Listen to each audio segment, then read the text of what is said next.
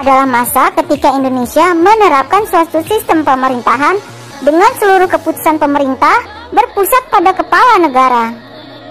Pada masa ini, jabatan kepala negara dijabat oleh Presiden Soekarno. Masa demokrasi terpimpin berlangsung sejak dikeluarkannya Dekret Presiden tanggal 5 Juli 1959 sampai tahun 1965. Kehidupan masyarakat Indonesia pada masa demokrasi parlementer belum pernah mencapai kestabilan secara nasional. Persaingan partai-partai politik yang menyebabkan pergantian kabinet terus terjadi. Selain itu juga, Dewan Konstituante tidak berhasil melaksanakan tugasnya disebabkan adanya perbedaan pandangan tentang dasar negara. Untuk mengatasi permasalahan tersebut, muncul gagasan untuk melaksanakan model pemerintahan demokrasi terpimpin dan kembali kepada Undang-Undang 1945. Sehingga pada tanggal 5 Juli 1959, Presiden Soekarno mengeluarkan dekret yang dikenal dengan Dekret Presiden 5 Juli 1959. Adapun isi dari Dekret Presiden tersebut ada 3 poin. Yang pertama, menetapkan pembubaran konstituante.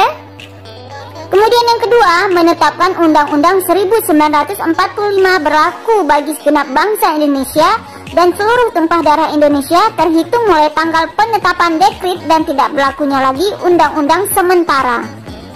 Dan yang ketiga, pembentukan MPRS yang terdiri atas anggota DPR ditambah dengan utusan-utusan dan golongan serta pembentukan Dewan Pertimbangan Agung sementara. Maka dengan dikeluarkannya Dekret Presiden 5 Juli 1959, berakhirlah masa demokrasi parlementer dan digantikan dengan demokrasi terpimpin. Demikian pula mulai saat itu sistem kabinet parlementer ditinggalkan dan diganti menjadi kabinet presidensial. Namun pada masa demokrasi terpimpin justru terjadi penyimpangan terhadap Undang-Undang 1945. Bentuk penyimpangannya tersebut diantaranya yaitu: yang pertama, Presiden menunjuk dan mengangkat anggota Majelis Permusyawaratan Rakyat sementara. Seharusnya anggota Majelis Permusyawaratan Rakyat sementara dipilih melalui pemilu, bukan ditunjuk dan diangkat oleh Presiden. Penyimpangan yang kedua yaitu Presiden membubarkan Dewan Permusyawaratan Rakyat atau DPR hasil pemilu 1955 dan menggantikannya dengan Dewan Permusyawaratan Rakyat gotong royong. Seharusnya kedudukan Presiden dan DPR setara. Presiden tidak dapat membubarkan DPR dan sebaliknya DPR tidak dapat memberhentikan Presiden. Kemudian penyimpangan yang ketiga yaitu pengangkatan Presiden seumur hidup. Seharusnya Presiden dipilih setiap 5 tahun sekali melalui pemilu sebagaimana amanat Undang-Undang Dasar 1945, bukan diangkat seumur hidup. Pada masa demokrasi terpimpin, kekuatan politik terpusat antara 3 kekuatan politik, yaitu Presiden Soekarno, kemudian Partai Komunis Indonesia atau PKI, dan TNI Angkatan Darat. Sampai tahun 1961 hanya ada 10 partai politik yang diakui oleh pemerintah, yaitu PNI, NU, PKI, Partai Katolik, Partai Indonesia, Partai Murba, PSII, IPKI, Partai Kristen Indonesia, dan Persatuan Tarbiyah Islam. Berdasarkan Undang-Undang 1945, politik luar negeri yang dianut Indonesia adalah politik luar negeri bebas aktif. Bebas artinya tidak memihak kepada salah satu blok yang ada, yaitu blok barat dan blok timur. Namun pada masa demokrasi terpimpin, politik luar negeri Indonesia condong ke blok timur. Indonesia banyak melakukan kerjasama dengan negara-negara komunis seperti Uni Soviet, Cina, Kamboja, Vietnam, dan Korea Utara.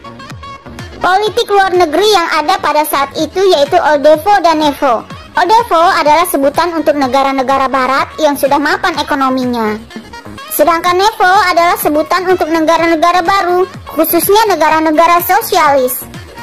Dan pada saat demokrasi terpimpin, Indonesia lebih banyak menjalin kerjasama dengan negara-negara NEVO.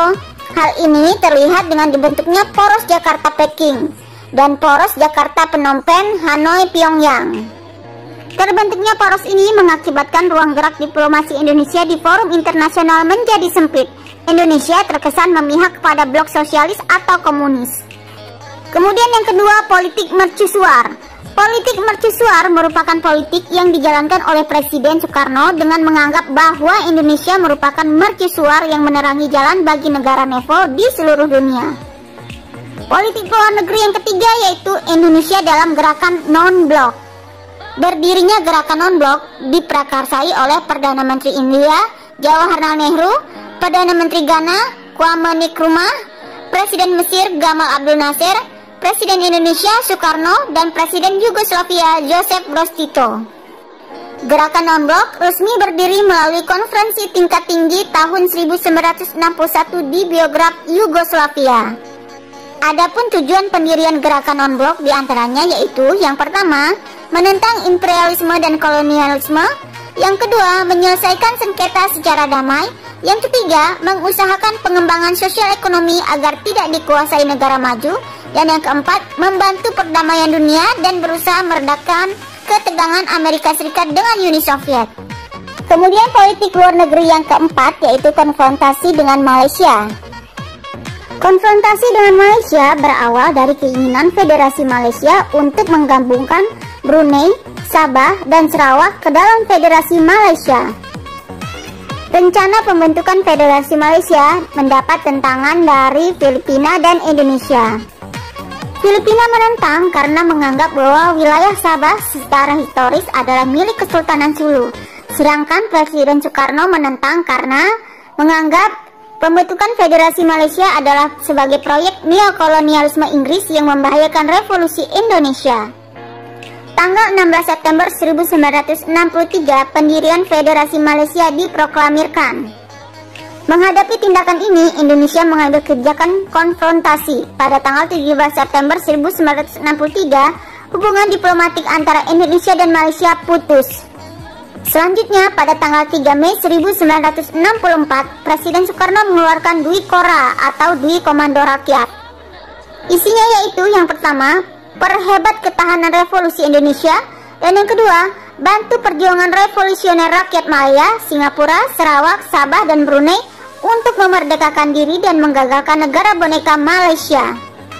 Kemudian pada tanggal 7 Januari 1965, Malaysia dinyatakan diterima sebagai anggota tidak tetap Dewan Keamanan Perserikatan Bangsa-Bangsa.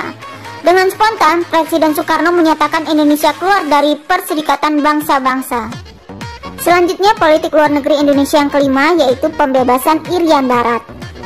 Sesuai isi KMB, Irian Barat akan diserahkan oleh Belanda 1 tahun setelah pengakuan kedaulatan Republik Indonesia Serikat.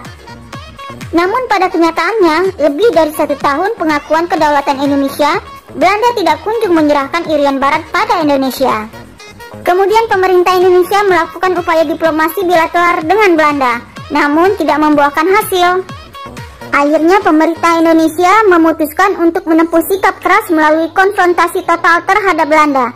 Di antaranya yaitu, yang pertama yaitu melalui Undang-Undang Nomor 13 Tahun 1956 tanggal 3 Mei 1956, Indonesia menyatakan bahwa Uni Indonesia Belanda tidak ada dan secara sepihak membatalkan hasil KMB. Kemudian pada tanggal 17 Agustus 1960, Indonesia secara sepihak memutuskan hubungan diplomatik dengan Belanda yang diikuti oleh pemecatan seluruh warga negara Belanda yang bekerja di Indonesia. Kemudian pemerintah Indonesia mengusir semua warga negara Belanda yang tinggal di Indonesia dan memanggil pulang duta besar serta para ekspatriat Indonesia yang ada di Belanda. Kemudian pembentukan Provinsi Irian Barat dengan ibu kota di Sawasyu Tidore untuk menandingi pembentukan negara Papua oleh Belanda. Dan puncaknya pada tanggal 19 Desember 1961 di Yogyakarta, Presiden Soekarno mengumandangkan Trikora atau Tri Komando Rakyat. Yang isinya yaitu yang pertama, gagalkan pembentukan negara boneka Papua buatan Belanda kolonial. Yang kedua, kibarkan sang merah putih di Irian Barat tanah air Indonesia. Dan yang ketiga, bersiaplah untuk mobilisasi umum mempertahankan kemerdekaan dan kesatuan tanah air dan bangsa. Kemudian pada tanggal 2 Januari 1962, Presiden atau Panglima ABRI, Panglima Besar Komando Tertinggi Pembebasan Irian Barat, mengeluarkan keputusan nomor 1 tahun 1962 untuk membentuk Komando Mandala Pembebasan Irian Barat. Dan pada tanggal 15 Agustus 1962, ditandatangani suatu perjanjian antara pemerintah Indonesia dengan pemerintah Belanda di New York yang terkenal dengan Perjanjian New York. Adapun isinya yaitu: yang pertama, kekuasaan Belanda atas Irian Barat berakhir pada 1 Oktober 1962. Kemudian yang kedua, Irian Barat akan berada di bawah perwalian PBB hingga 1 Mei 1963 melalui lembaga UNTEA yang dibentuk PBB. Ketiga, pada 1 Mei 1963, Irian Barat akan diserahkan kepada pemerintahan Indonesia. Dan yang keempat, pemerintah Indonesia wajib mengadakan penentuan pendapat rakyat Irian Barat untuk menentukan akan berdiri sendiri atau tetap bergabung dengan Indonesia pada tahun 1969 di bawah pengawasan PBB. Dan akhirnya berdasarkan penentuan pendapat rakyat tahun 1969, Dewan Musyawarah Papera secara aklamasi memutuskan bahwa Irian Barat tetap ingin bergabung dengan Indonesia. Peristiwa Gerakan 30 September PKI terjadi pada malam tanggal 30 September 1965. Pada peristiwa tersebut, sekelompok militer di bawah pimpinan Letkol Untung melakukan penculikan dan pembunuhan terhadap 6 perwira tinggi TNI Angkatan Darat serta memasukkan jenazah mereka ke dalam sumur tua di daerah Lubang Buaya, Jakarta. Setelah itu, mereka menguasai 2 sarana komunikasi penting, yaitu Radio Republik Indonesia dan kantor telekomunikasi yang terletak di Jalan Merdeka Selatan. Kemudian pada tanggal 1 Oktober 1965, pemimpin Gerakan 30 September, Letnan Kolonel Untung, mengumumkan melalui RRI Jakarta tentang gerakan yang telah dilakukannya. Dia mengumumkan bahwa Gerakan 30 September merupakan gerakan internal Angkatan Darat untuk menertibkan anggota Dewan Jenderal yang akan melakukan kudeta terhadap pemerintahan Presiden Soekarno. Mayor Jenderal Soeharto yang saat itu menjabat sebagai Panglima Komando Strategis Angkatan Darat memutuskan segera mengambil alih pimpinan TNI Angkatan Darat. Operasi penumpasan G30 SPKI dipimpin oleh Mayor Jenderal Soeharto bersama Resimen Para Komando Angkatan Darat dan Batalion 328 Para Divisi Siliwangi. Kemudian pada malam hari tanggal 1 Oktober 1965, RPKAD yang dipimpin oleh Kolonel Sarwo Edi Wibowo berhasil menguasai kembali RRI Jakarta dan kantor telekomunikasi. Dan pada tanggal 2 Oktober 1965, RPKAD pimpinan Kolonel Sarwo Edi Wibowo berhasil sepenuhnya menguasai keadaan di Jakarta dan pemberontakan G30 SPKI berhasil digagalkan. Selanjutnya kita akan bahas perkembangan ekonomi pada masa demokrasi terpimpin. Langkah-langkah yang diambil pemerintah untuk memperbaiki kondisi ekonomi antara lain adalah sebagai berikut. Yang pertama, pembentukan Dewan Perancang Nasional. Dewan Perancang Nasional dibentuk berdasarkan Undang-Undang Nomor 80 Tahun 1958 dan Peraturan Pemerintah Nomor 2 Tahun 1958. Tugas Dewan ini adalah menyiapkan rancangan undang-undang pembangunan nasional yang berencana serta menilai pelaksanaan pembangunan tersebut. Dewan ini diketuai oleh Muhammad Yamin dengan 50 orang anggota yang dilantik oleh Presiden Soekarno pada tanggal 15 Agustus 1959. Kemudian langkah yang kedua yaitu devaluasi mata uang rupiah. Pada tanggal 24 Agustus 1959, pemerintah mendevaluasi uang Rp1.000 dan Rp500 menjadi Rp100 dan Rp50. Pemerintah juga melakukan pembekuan terhadap semua simpanan di bank-bank yang melebihi jumlah Rp25.000. Tujuannya yaitu untuk mengurangi banyaknya uang yang beredar demi kepentingan perbaikan keuangan dan perekonomian negara. Langkah yang ketiga yaitu deklarasi ekonomi. Pada tanggal 28 Maret 1963, Presiden Soekarno menyampaikan deklarasi ekonomi di Jakarta. Tujuan utamanya adalah untuk menciptakan ekonomi nasional yang bersifat demokratis dan bebas dari imperialisme untuk mencapai kemajuan ekonomi. Selanjutnya kita akan bahas kehidupan masyarakat Indonesia pada masa demokrasi terpimpin. Dinamika politik yang terjadi pada masa demokrasi terpimpin berupa persaingan antar kekuatan politik yang ada berpengaruh terhadap kehidupan sosial masyarakat Indonesia waktu itu. Ajaran Nasakom atau nasionalis agama dan komunis yang diciptakan oleh Presiden Soekarno sangat menguntungkan PKI. dan membuat kedudukannya di Indonesia semakin kuat. Dalam bidang pendidikan, pada tahun 1950-an, murid-murid sekolah lanjutan tingkat pertama dan sekolah lanjutan tingkat atas jumlahnya banyak sekali. Kemudian agar mereka dapat melanjutkan pendidikan, pemerintah menetapkan kebijakan untuk mendirikan universitas baru di setiap ibu kota provinsi dan menambah jumlah fakultas di universitas-universitas yang sudah ada. Untuk memenuhi keinginan umat Islam, didirikan Institut Agama Islam Negeri atau IAIN, dan untuk murid-murid yang beragama Kristen, Protestan, dan Katolik, didirikan Sekolah Tinggi Teologia dan seminari-seminari. Kemudian pada tahun 1962, sistem pendidikan SMP dan SMA mengalami perubahan. Dalam kurikulum SMP ditambahkan mata pelajaran ilmu administrasi dan kesejahteraan masyarakat, dan di SMA dilakukan penjurusan mulai kelas 2. Jurusan ini dibagi menjadi kelas budaya, sosial, dan ilmu alam. Dalam bidang seni muncul berbagai lembaga seni yang dibangun oleh partai politik, seperti Lembaga Kesenian Rakyat milik PKI, Lembaga Kesenian Nasional milik Partai Nasional Indonesia, Lembaga Seni Budaya Muslim Indonesia milik Nahdlatul Ulama, dan Himpunan Budayawan Islam milik Masyumi.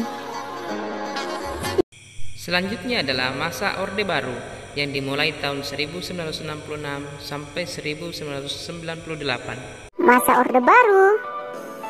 Masa Orde Baru adalah sebutan bagi masa pemerintahan Presiden Soeharto di Indonesia. Lahirnya Orde Baru diawali dengan dikeluarkannya Surat Perintah 11 Maret 1966 atau yang kita kenal dengan Super Semar. Masa Orde Baru berlangsung dari tahun 1966 sampai tahun 1998. Dalam jangka waktu tersebut, pembangunan nasional berkembang sangat pesat. Kita bahas yang pertama, yaitu perkembangan politik. Pasca penumpasan G30 SPKI, kepercayaan masyarakat terhadap Presiden Soekarno semakin menurun. Dan pada saat bersamaan, Indonesia menghadapi situasi ekonomi yang terus memburuk.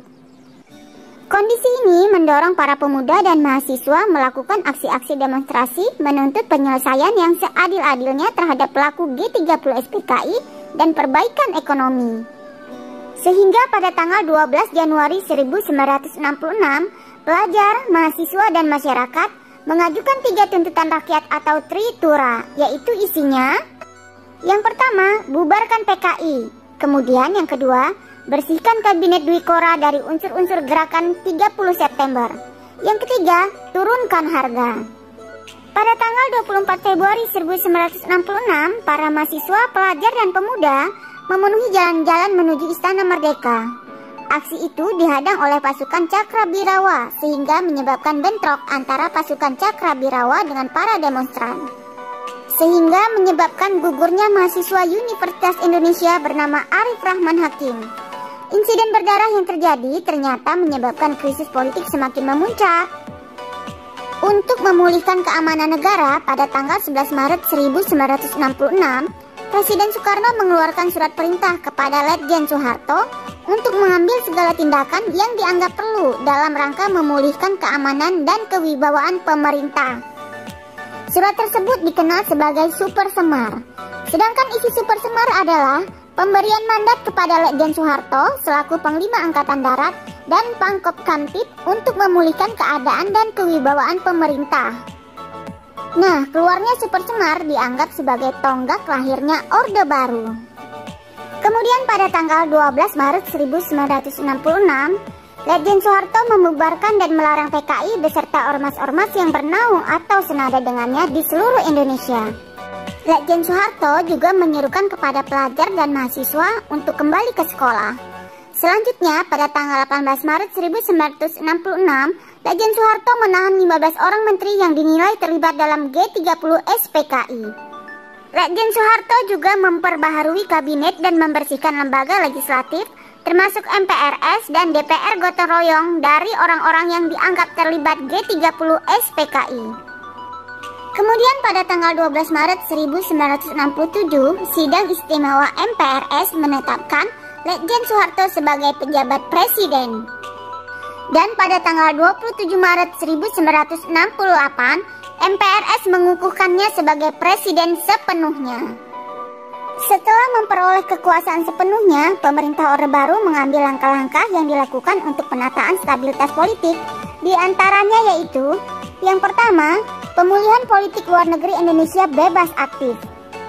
Ditandai dengan dikeluarkannya sejumlah ketetapan, di antaranya yaitu ketetapan MPRS nomor 12 MPRS 1966 tentang kebijaksanaan politik luar negeri Republik Indonesia bebas aktif. Kemudian yang kedua yaitu pemulihan hubungan dengan Malaysia. Dimulai dengan diadakannya perundangan Bangkok pada tanggal 29 Mei sampai 1 Juni 1966 yang menghasilkan perjanjian Bangkok. Selanjutnya pada tanggal 11 Agustus 1966 ditandatangani persetujuan pemulihan hubungan Indonesia-Malaysia di Jakarta. Yang ketiga yaitu kembali menjadi anggota PBB. Pada tanggal 28 September 1966, Indonesia kembali menjadi anggota Perserikatan Bangsa-Bangsa atau PBB.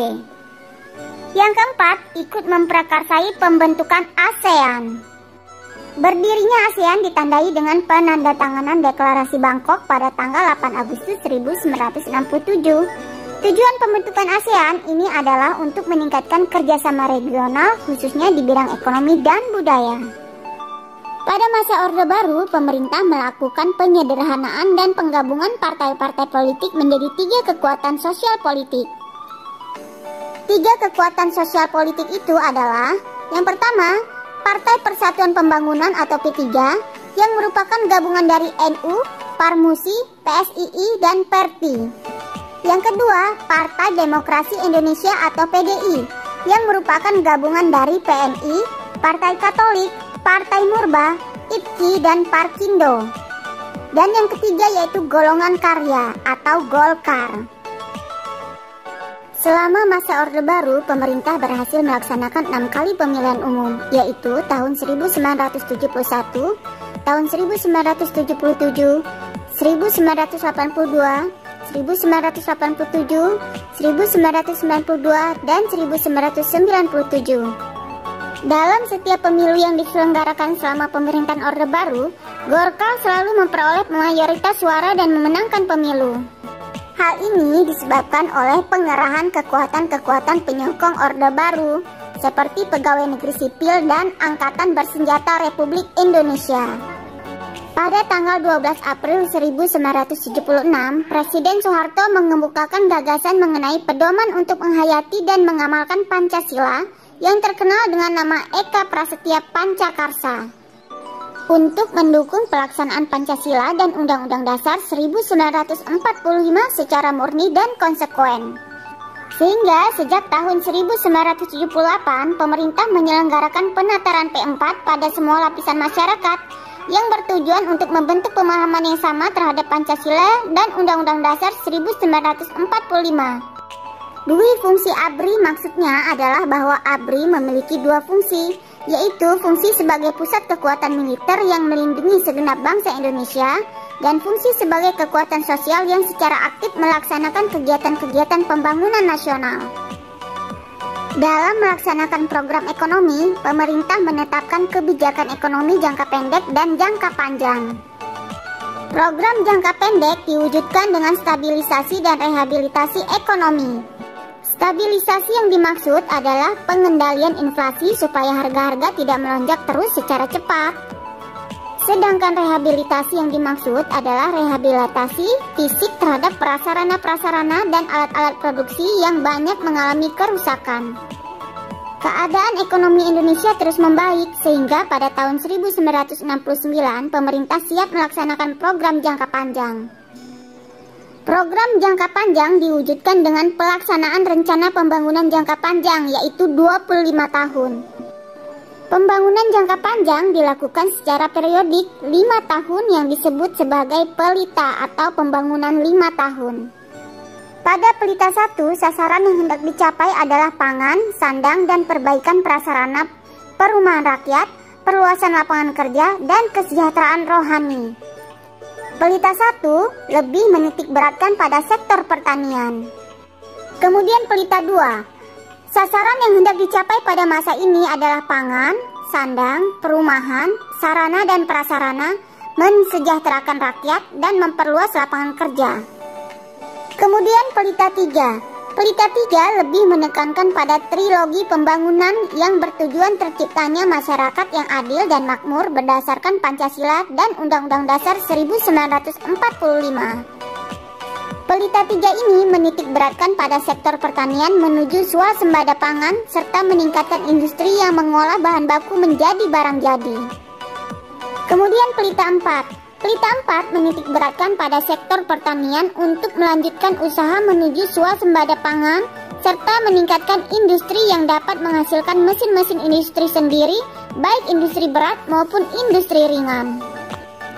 Sedangkan Pelita 5 menitik beratkan pada sektor pertanian dan industri untuk menetapkan swasembada pangan dan meningkatkan produksi hasil pertanian lainnya.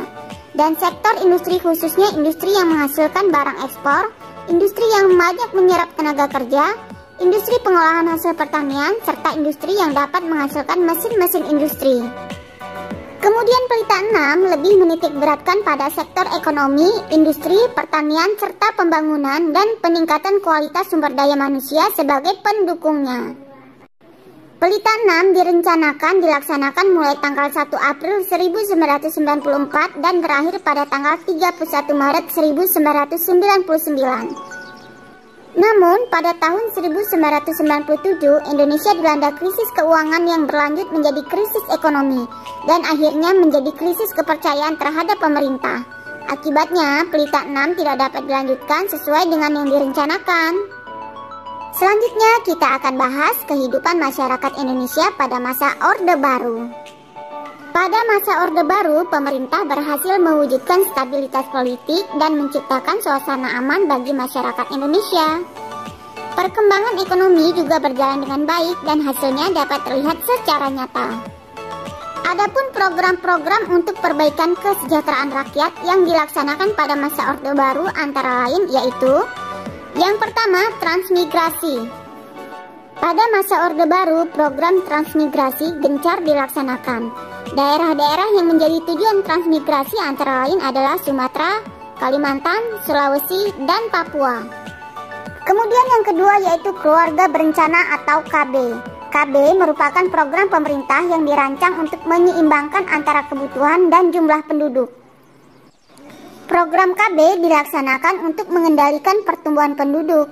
Pengendalian penduduk dimaksudkan untuk meningkatkan kualitas rakyat Indonesia dan peningkatan kesejahteraannya. Kemudian yang ketiga yaitu puskesmas dan posyandu. Puskesmas mulai dibangun pada tahun 1968. Pelayanan kesehatan yang diberikan puskesmas adalah pelayanan kesehatan menyeluruh. Sedangkan posyandu mulai didirikan pada tahun 1984. Pelayanan kesehatan yang diberikan posyandu antara lain adalah kesehatan ibu dan anak, KB, gizi, penanggulangan diare, dan imunisasi. Sedangkan dalam bidang pendidikan, pada masa Orde Baru dimunculkan sebuah konsepsi pendidikan yang dikenal dengan sekolah pembangunan. Konsepsi ini diajukan oleh Masyuri SH selaku Menteri Pendidikan dan Kebudayaan. Dalam konsep ini, para siswa dikenalkan kepada jenis-jenis dan lapangan serta lingkungan kerja. Anak didik tidak hanya diberi pelajaran teori, tetapi juga diperkenalkan kepada sejumlah pekerjaan yang kira-kira dapat mereka lakukan. Pemerintah Orde Baru melaksanakan program-program pendidikan sebagai berikut.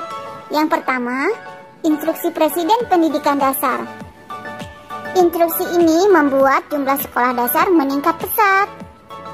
Kemudian yang kedua, program pemberantasan buta huruf yang dimulai pada tanggal 16 Agustus 1978.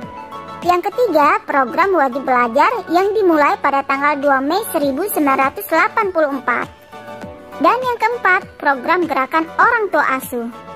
Kemudian pada bidang kebudayaan, pada masa Orde Baru, usaha peningkatan dan pengembangan seni dan budaya diarahkan kepada upaya memperkuat kepribadian, kebanggaan, dan kesatuan nasional. Selain itu, dilakukan pula upaya penyelamatan, pemeliharaan, dan penelitian warisan sejarah budaya nasional.